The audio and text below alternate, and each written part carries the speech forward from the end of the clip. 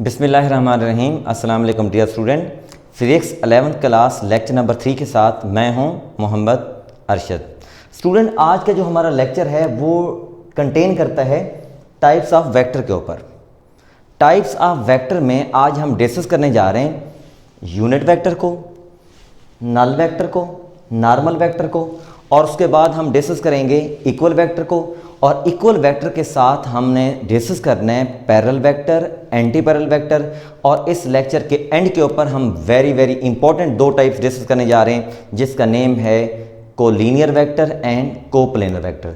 Student, आज का lecture very important है, वेरी इंपॉर्टेंट। ये मैं इसलिए कह रहा हूँ क्योंकि आज हम इस वेक्टर की तमाम टाइप डिस्कस करने वाले हैं, और इस अपकमिंग जो लेक्चर हमारे होंगे उसमें जो आने वाले आर्टिकल्स हैं उनकी डिटेल उस वक्त आप अंडरस्टैंड कर सकेंगे जब तक आपको इनकी बेसिक टाइप्स की फंडामेंटल्स का पता होगा।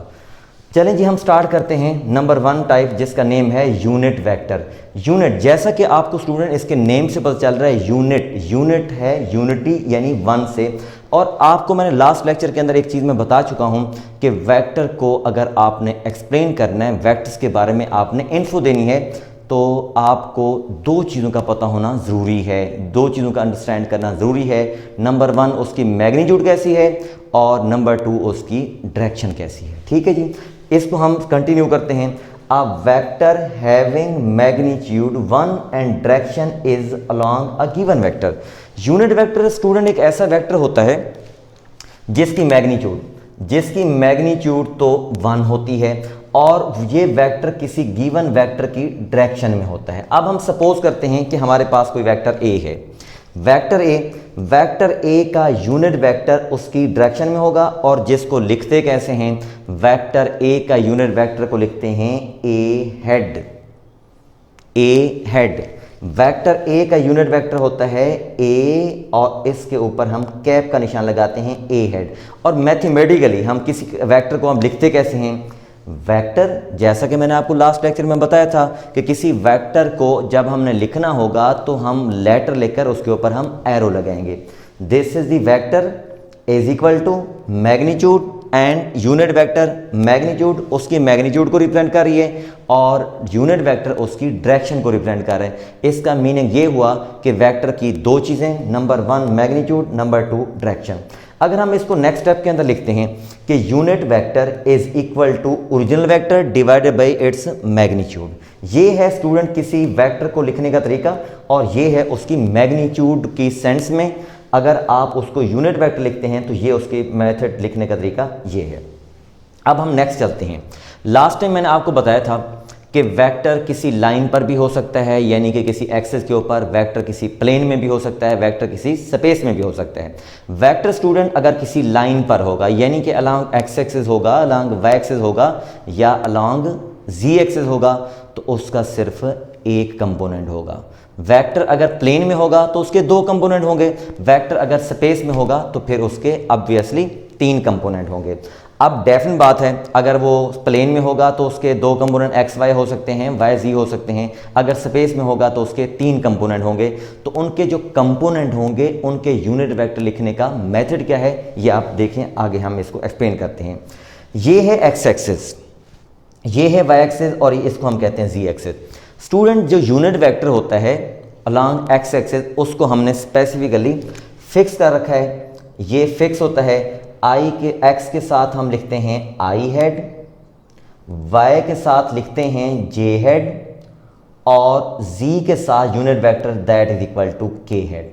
तो स्टूडेंट अब आपने इसको फिक्स कर लेना है और इसको याद कर लें कि जो यूनिट वेक्टर होगा एक्स कंपोनेंट का वो यूनिट वेक्टर होगा आई हेड।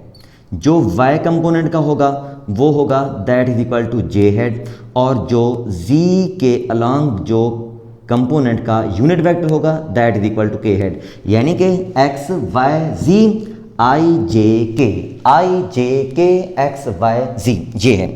अब उसके बाद नेक्स्ट 2 पॉइंट्स आप नोट करें। यूनिट वेक्टर किस पर्पज के लिए हम यूज करते हैं, it is use for direction. Unit vector किसी डायरेक्शन के लिए यूज होता है। अब उसके बाद इसका अपना नाम यूनिट है, इसका अपना यूनिट नहीं है। क्यों इसका यूनिट नहीं है? अब आप इसको अगर मैथमेटिकल देखें, ये वेक्टर है और ये उसकी मैग्नीट्यूड है। अगर ये फोर्स है तो ये भी फोर्स होगी, यूनिट क्या हो जाए कैंसिल। अगर ये वेलोसिटी है तो ये भी वेलोसिटी। इसका मतलब है कि वेक्टर और उसकी मैग्नीट्यूड आपस में जब कैंसिल होंगे तो यूनिट उसके कैंसिल हो जाएंगे, इसलिए इस यूनिट वेक्टर का कोई यूनिट नहीं होता। अब उसके बाद नेक्स्ट मैं आपको एक चीज़ और बताता हूँ। अगर किसी वेक्टर का एक कंपोनेंट है, उसके साथ अगर आई लगा हुआ है, तो हम अंडरस्टैंड कर जाएंगे कि ये वाला वेक्टर है अलोंग एक्स एक्सिस।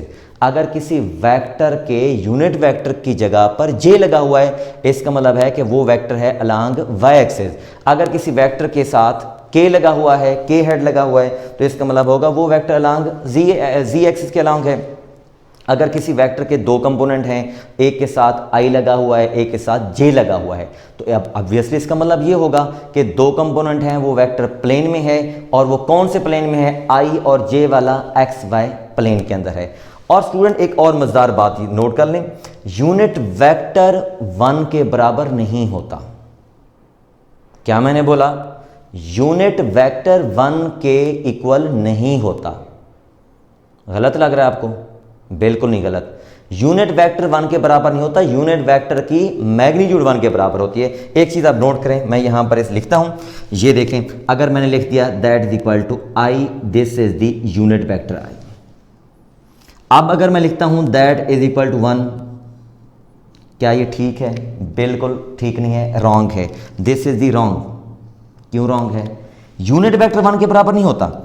अब इसको अगर मैं यूं लिखता हूं या इस जगह पर, ये तो मैंने लिख दिया, इसके बाद अगर मैं ये लिखता हूं this is the unit vector, अगर मैं इसके साथ मॉड लगा दूं, मॉड, अब ये क्या है? यूनिट वेक्टर की मैग्नीट्यूड है, दैट इज इक्वल टू 1। तो स्टूडेंट एक बात जहन में रखें, कोई भी अगर यूनिट वेक्टर है, आई यूनिट वेक्टर है, जे यूनिट वेक्टर है, ए हेड यूनिट वेक्टर है, कोई भी यूनिट वेक्टर है, यूनिट वेक्टर बजाते खुद 1 के इक्वल नहीं होता। उस यूनिट वेक्टर की मैग्नीट्यूड 1 के बराबर होती है। अब उसके बाद एक और चीज़ हम डिस्कस करते हैं यूनिट वेक्टर में, जिसका नेम मैंने लिखा हुआ है नॉर्मल यूनिट वेक्टर। ये क्या होता है? नॉर्मल का स्टूडेंट मीनिंग होता है, नॉर्मल का यूनिट होता है, मीनिंग होता है that is equal to perpendicular, यानी ऐसी लाइन जो किसी सरफेस के परपेंडिकुलर हो, उसको हम कहते हैं नॉर्मल लाइन। जैसा कि आपको ये बोर्ड नजर आ रहा है, इस बोर्ड के परपेंडिकुलर लाइन ये है, इसका मतलब है इस लाइन को मैं कहूंगा this line is normal to the board. अगर मैं आपको एक और पेज के थ्रू अगर मैं समझाता हूं, ये आपको पेज नजर आ रहा है, ये पेज है, इस पेज का नॉर्मल क्या होगा? इस पेज का नॉर्मल स्टूडेंट ये नॉर्मल है। अगर ये पेज एक्स वाई प्लेन में है, ये पेज, ये सरफेस एक्स वाई प्लेन में है, तो इसका नॉर्मल ये होगा और इसका नॉर्मल होगा अलोंग जी एक्सिस एक्स वाई। अब आप इस चीज को नोट करें, लेट्स सपोज इसको मैं नोट कर लेता हूं, this is the X, this is the Y and this is the G. अब आप इस चीज को नोट करें, इसका मतलब ये है स्टूडेंट कि अगर कोई सरफेस है एक्स वाई में, ये है एक्स और ये है वाई। लास्ट टाइम मैंने आपको बताया था जब 3 एक्सेस हम ड्रा करते हैं तो हमारी चॉइस होती है इसको एक्स, इसको वाई, इसको जी, या एक्स वाई जी। अब ये देखें ये स्टूडेंट, अब ये वाला जो पेज है ये कौन से प्लेन में आपको नजर आ रहा है? ये है एक्स वाई प्लेन, ये है एक्स वाई प्लेन। ये कौन सा प्लेन होगा? अपवर्ड है वाई, इधर है जी, तो ये होगा वाई जी प्लेन। अब मुझे बताओ, अगर मैं इसको यूं मैंने रखा हुआ, ये कौन सा प्लेन होगा?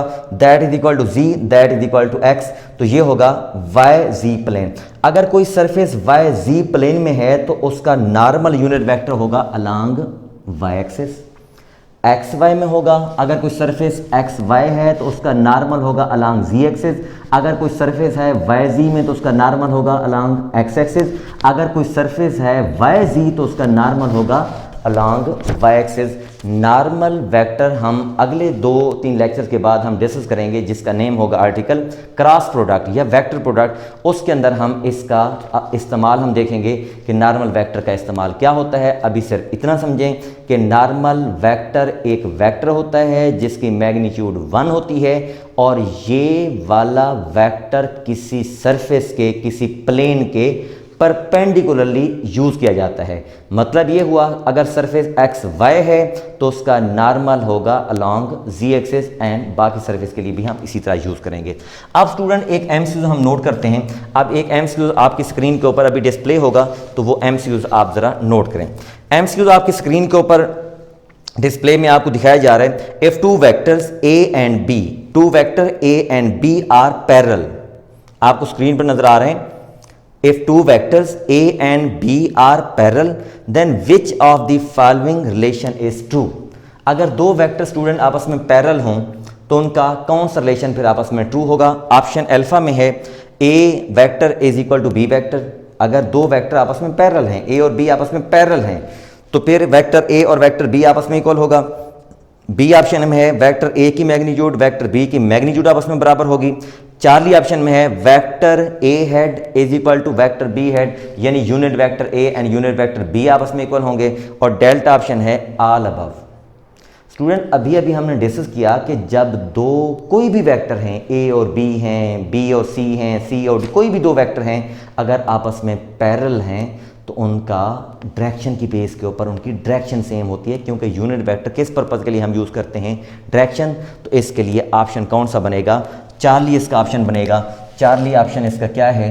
चार्ली ऑप्शन स्टूडेंट इसका ये है कि वेक्टर ए का यूनिट वेक्टर और उसके बाद ये बी, ये यूनिट वेक्टर, ये आपस में क्या होंगे? इक्वल होंगे, क्योंकि यूनिट वेक्टर का पर्पज़ क्या होता है? डायरेक्शन को रिप्रेजेंट करना। चलें स्टूडेंट हम नेक्स्ट मूव करते हैं। नल या जीरो वेक्टर, ये ऐसा वेक्टर है जिसको या तो हम नल वेक्टर कहते हैं या हम इसको जीरो वेक्टर कहते हैं। तो इसकी स्टेटमेंट देखें, अ वेक्टर हुज मैग्नीट्यूड, मैं आपको बताऊंगा कि दो चीज़ें हमने डिस्कस करनी है वेक्टर को बताने के लिए, वेक्टर को एक्सप्लेन करने के लिए, वेक्टर को अंडरस्टैंड करने के लिए। एक उसकी मैग्नीट्यूड कैसी है और एक उसकी डायरेक्शन कैसी है। ऐसा वेक्टर है जिसकी मैग्नीट्यूड नल यानी जीरो और डायरेक्शन इज क्या है? Arbitrary direction. आर्बिट्रेरी डायरेक्शन क्या होती है? आर्बिट्रेरी को अननोन, अनडिफाइंड, नो स्पेसिफिक, इसको हम कहेंगे अननोन।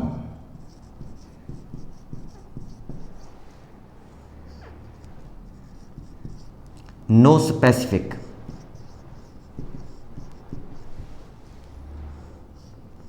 अनडिफाइंड। मतलब ये है कि ये ऐसी डायरेक्शन होती है जिसके बारे में कोई इंफॉर्मेशन नहीं है, कोई अता पता मालूम नहीं है। ऐसे वेक्टर की डायरेक्शन जिसका कोई अता पता मालूम ना हो, ऐसे वेक्टर की जो डायरेक्शन है उसको हम कहते हैं आर्बिट्रेरी, अननोन, अनडिफाइंड। तो इसका मतलब ये हुआ कि ये स्टूडेंट एक ऐसा वेक्टर है जिसकी मैग्नीट्यूड तो है जीरो लेकिन डायरेक्शन उसकी आर्बिट्रेरी है। अब हम इसको ऑब्टेन कैसे करते हैं? ये देखें, इसको हम ऑब्टेन करेंगे। कोई भी वेक्टर है आपके पास, वेक्टर ए है, vector A, this is the vector ए। इसको अगर हम ऐड करते हैं इसके नेगेटिव वेक्टर में, ये उसका नेगेटिव वेक्टर हुआ। किसी भी वेक्टर को उसके नेगेटिव वेक्टर में आप ऐड करें तो आपको मिलेगा नल वेक्टर। ये मैंने लिख दिया ये। अब आपको लग रहा होगा ये तो जीरो है। अब एक चीज आपने तवज्जो समझनी है, टेक्स्ट बुक में हमेशा जीरो को बोल्ड करके लिखा जाएगा। आपको मैंने बता दिया मोस्टली टेक्स्ट बुक के अंदर किसी भी वेक्टर के लिए एरो यूज नहीं होता, किसी बुक में यूज होता है, किसी आपको जीरो इस तरह नजर आएगा। लेकिन हमने राइटिंग स्टाइल में हमने इसके ऊपर क्या करना होगा? हमने इसके ऊपर एरो का निशान लगाना होगा। हम इसके ऊपर क्या करेंगे? एरो का निशान लगाएंगे। तो इस चीज को हम जीरो नहीं कहेंगे, इसको हम कहेंगे this is the null vector, this is the null vector. ये नल वेक्टर है। ऐसा वेक्टर जिसकी मैग्नीट्यूड जीरो हो उसको हम क्या कहते हैं? Null vector. अब अगर आप ये देखें, ये ऐसा वेक्टर जो हमें नल वेक्टर हमें मिल रहा है उसकी कोई लेंथ नहीं होती, ग्राफिकली हम इसको रिप्रेजेंट नहीं कर सकते। ये भी पॉइंट आप नोट करें, नॉट बी रिप्रेजेंटेड ग्राफिकली, क्योंकि स्टूडेंट इसकी जब मैग्नीट्यूड जीरो है, इसकी लेंथ नहीं है, इसकी ज़ीरो नहीं है, इसका वजूद नहीं है, कोई अता पता मालूम नहीं है, तो हम इसको लिख सकते ही नहीं हैं। ठीक, ग्राफिकली हम इसको रिप्रेजेंट नहीं कर सकते। अब मैथमेटिकली हम इसको ज़ीरो और ज़ीरो के ऊपर हम इसको एरो का निशान लगाते हैं। नेक्स्ट स्टूडेंट हम आते हैं, that is equal to parallel vector. Parallel vector किसे कहते हैं? पैरेलल वेक्टर ऐसा वेक्टर होता है जो जिनकी डायरेक्शन सेम हो। टू वेक्टर्स, कोई भी दो वेक्टर्स हों, two vector A and B will parallel होंगे if they are in same direction. Student, अब आपको सिर्फ ये पता होना चाहिए कोई भी दो वेक्टर जो हैं पैरेलल होंगे अगर उनकी डायरेक्शन सेम हो। सिर्फ डायरेक्शन। आपके माइंड में आ रहा होगा कि वेक्टर को एक्सप्लेन करने के लिए तो हमें दो चीज़ें चाहिए होती हैं, एक उसकी मैग्नीट्यूड और इसकी डायरेक्शन। लेकिन पैरेलल वेक्टर के लिए हम सिर्फ एक चीज़ डिस्कस कर रहे हैं कि ऐसे दो वेक्टर, तीन वेक्टर, चार वेक्टर आपस में पैरेलल कहलाएंगे अगर उनकी डायरेक्शन सेम हो। मिसाल के तौर पर दो गाड़ियाँ जा रही हैं, एक गाड़ी जा रही है इस डायरेक्शन में, उसकी स्पीड है 4 मीटर पर सेकेंड। दूसरी गाड़ी है वो भी इसी डायरेक्शन में जा रही है, उसकी स्पीड है 8 मीटर पर सेकेंड। इसका मतलब ये है कि ये दोनों वेलोसिटी जो वेक्टर हैं उनको हम कहेंगे दीज आर दी पैरेलल। अगर मैं आपको एक और एग्जांपल दे देता हूँ कि लेट्स सपोज अगर ये कोई बॉडी है, लास्ट लेक्चर के अंदर भी मैंने आपको बताया था कि गाड़ी के ऊपर अगर दो आदमी फोर्स लगा रहे हैं, सेम डायरेक्शन में फोर्स लगा रहे हैं। अब एक बॉडी है जो फोर्स लगा रहा है इसके ऊपर 8 न्यूटन की, और ये वाला बॉडी है इसके ऊपर फोर्स लगा रहा है 6 न्यूटन की। तो मैं ये कहूँगा कि दोनों फोर्सेस आपस में पैरेलल हैं क्योंकि उनकी डायरेक्शन क्या है? सेम। तो स्टूडेंट, इसका मतलब ये हुआ कि जो पैरेलल वेक्टर होते हैं उनके दरमियान एंगल 0 होता है। ये लास्ट लेक्चर में हम डिस्कस कर चुके हैं। अब हम चलते हैं एंटी पैरेलल वेक्टर। ऐसे वेक्टर जिनकी डायरेक्शन अपोजिट हो उनको हम कहते हैं एंटी पैरेलल वेक्टर। अगर हम सपोज करते हैं कि एक बॉडी है उसके ऊपर दो फोर्स लग रही हैं, एक फोर्स है जिसको हम कहेंगे कि ये फोर्स लग रही है राइट साइड पर और एक फोर्स लग रही है लेफ्ट साइड के ऊपर। इसको मैं अगर सपोज करता हूं कि ये है जी 6 न्यूटन और ये है 7 न्यूटन, तो हम ऑब्वियसली ये कह सकते हैं कि ऐसे वेक्टर जिनकी डायरेक्शन अपोजिट हो, रिवर्स डायरेक्शन हो, ऐसे वेक्टर को हम क्या कहते हैं? These are the anti parallel vector. तो एंटी पैरेलल वेक्टर के लिए एंगल कितना होगा? एंगल स्टूडेंट एंटी पैरेलल के लिए होगा that is equal to 180 degree. Parallel के लिए 0 डिग्री और एंटी पैरेलल के लिए 180 डिग्री। आगे हम डिस्कस करते हैं इक्वल वेक्टर्स। इक्वल वेक्टर्स हम किसे कहते हैं? इक्वल वेक्टर कोई भी दो वेक्टर हैं, लेट्स सपोज दो वेक्टर हैं, एक वेक्टर मैंने कह दिया वेक्टर ए है, एक मैंने कह दिया वेक्टर बी है। कब ये आपस में इक्वल होंगे? अब मैंने यहां पर 3 पॉइंट आपको बताने हैं। Number 1, same magnitude. ऐसे दो वेक्टर जिनकी मैग्नीट्यूड सेम हो।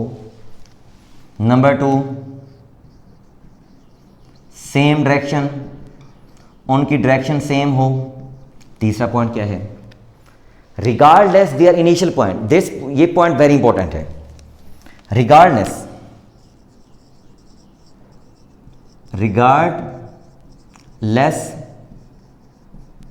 देयर इनिशियल पॉइंट्स, उनका इनिशियल पॉइंट्स एक जगह पर होना कोई ज़रूरी नहीं है। अब मैं आपको ये एग्जांपल बताता हूँ। ये क्या एग्जांपल है? अब सपोज एक वेक्टर स्टूडेंट ये कंसीडर करें, एक वेक्टर ये है, एक वेक्टर ये है, एक वेक्टर ये है। This is the third vector. अब देखिए इसमें मैंने 3 वेक्टर यहां पर ड्रा कर दिए। एक वेक्टर को मैंने नेम दूंगा, डेफिनेट बात है, this is the vector A, this is the vector B and this is the vector C. अब आपको ये तो नजर आ रहा होगा कि ए और बी का इनिशियल पॉइंट एक जगह पर है, सी लेकिन और जगह पर है। तो इसका मतलब है तीनों वेक्टर आपस में इक्वल हैं। इक्वल के लिए ये ज़रूरी है कि मैग्नीट्यूड सेम हो और डायरेक्शन भी सेम हो, लेकिन इनिशियल पॉइंट एक जगह पर चाहे हो या ना हो। A and B and C are equal vector. अब मैंने यहां पर आपको दो इंपॉर्टेंट पॉइंट बताने जा रहा हूं कि क्या तमाम के तमाम पैरेलल वेक्टर को हम इक्वल वेक्टर कह सकते हैं, क्या तमाम के तमाम इक्वल वेक्टर्स को हम पैरेलल वेक्टर कह सकते हैं। ये पॉइंट हम डिस्कस करने जा रहे हैं, इनको आप ज़रा नोट करें। पहला पॉइंट स्टूडेंट मैं आपको ये बताने जा रहा हूं, ऑल तमाम के तमाम, all equal vectors, all equal vector, दुनिया जहान में कोई भी अगर इक्वल वेक्टर्स हैं, विल बी पैरेलल। तमाम के तमाम जो इक्वल वेक्टर हैं वो 100% पैरेलल होंगे। अब नंबर 2 पॉइंट पर, all parallel vectors, all parallel vector may are may not equal. इसका मतलब है कि पैरेलल वेक्टर इक्वल हो भी सकते हैं, नहीं भी हो सकते। सोचे पैरेलल वेक्टर इक्वल कब होंगे? पैरेलल वेक्टर स्टूडेंट उस वक्त इक्वल होंगे जब उनकी मैग्नीट्यूड सेम होगी। अंडरस्टैंड हो गया? तमाम के तमाम इक्वल जो वेक्टर होंगे वो पैरेलल होंगे 100%, लेकिन पैरेलल वेक्टर जो है वो इक्वल हो भी सकते हैं, नहीं भी हो सकते, क्योंकि आपको ये बता चुका हूं कि पैरेलल वेक्टर के लिए सिर्फ एक कंडीशन जरूरी है, that is the only direction. अगर पैरेलल वेक्टर की डायरेक्शन इक्वल है, वो तो होनी है।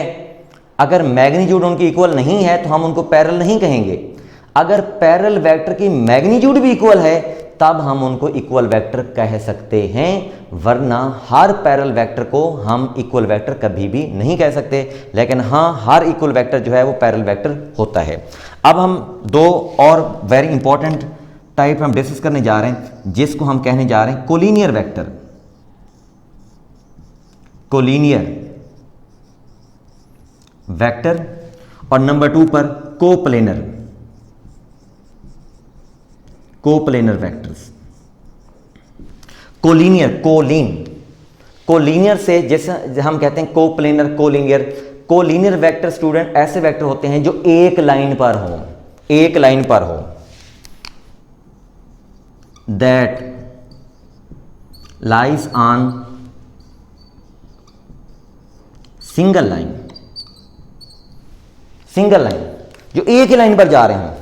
ये देखें, एक वेक्टर अगर हम कहते हैं ये है, दूसरा वेक्टर ये है, एक लाइन पर, इसका मतलब ये है कि जो एक लाइन पर होंगे उनको हम कहेंगे कोलिनियर वेक्टर। कोप्लेनर वेक्टर क्या होंगे? कोप्लेनर वेक्टर एक वेक्टर ये है और उसके बाद एक वेक्टर ये है, इसको हम कह सकते हैं कोप्लेनर वेक्टर, जो लाई करें इन सिंगल प्लेन। ऐसे दो वेक्टर जो किसी एक प्लेन के अंदर लाई करें उनको हम कहेंगे that is equal to coplanar vector. और ये बात स्टूडेंट ध्यान रखें, दुनिया के कोई भी दो वेक्टर हैं तो वो 100% कोप्लेनर होते हैं। मिसाल के तौर पर ये मैं दो वेक्टर ड्रा करने जा रहा हूँ, ये दो वेक्टर। आप देखें ये जो दो वेक्टर हैं, अगर मैं कहूँ कि क्या ये किसी एक प्लेन में लाई करते हैं, बिल्कुल ये देखें एक प्लेन में लाई करते हैं। अगर मैंने को यूं कर दूं, क्या एक प्लेन में लाई करते हैं? बिल्कुल ये लाई करते हैं। अगर मैंने को यूं कर देता हूं या यूं कर देता हूं, अगर मैंने इसको यूं कर दिया, अब ये देखें, क्या मैं कहूँ कि अब ये और ये क्या एक प्लेन में लाई करते हैं? बिल्कुल एक प्लेन में लाई करते हैं। तो ये स्टूडेंट जहन में रखें कि दुनिया के कोई भी अगर दो वेक्टर हैं तो वो 100% कोप्लेनर वेक्टर होंगे। कोलिनियर वेक्टर जो एक लाइन पर लाई करते हैं और कोप्लेनर वेक्टर वो होते हैं जो किसी एक प्लेन में लाई करते हैं। स्टूडेंट, आज का लेक्चर हमारा एंड हुआ। Thank you very much. Next lecture में हम इंशाल्लाह मिलते हैं। अल्लाह हाफिज़।